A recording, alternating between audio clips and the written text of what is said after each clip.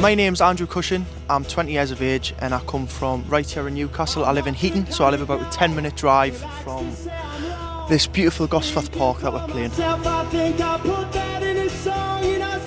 We had so much planned in the summer, all the festivals and stuff, and we had so much going on, like I was never really in the house. So going from staying out all the time and doing loads of gigs to being stuck in the house to four walls, it was quite daunting.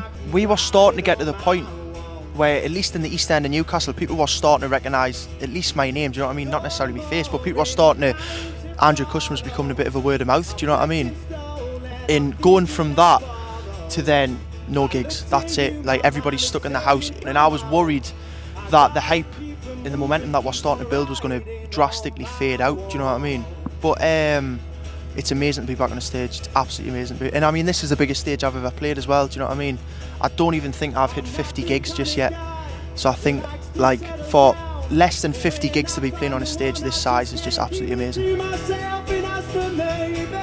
People can get furlough and stuff for work, do you know what I mean? Nobody gets furlough for being a musician, so if you don't do gigs you don't make money, and that's it. And I know musicians just off the top of my head that have really struggled and are having to sell things like guitars and equipment and studio wear, do you know what I mean? And that's sort of not fair at all.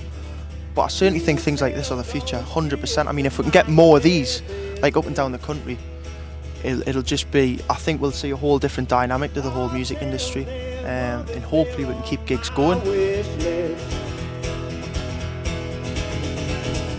I think you've just got to put your mind in a position where you're like, there's worse things to be doing as a 20-year-old lad, do you know what I mean?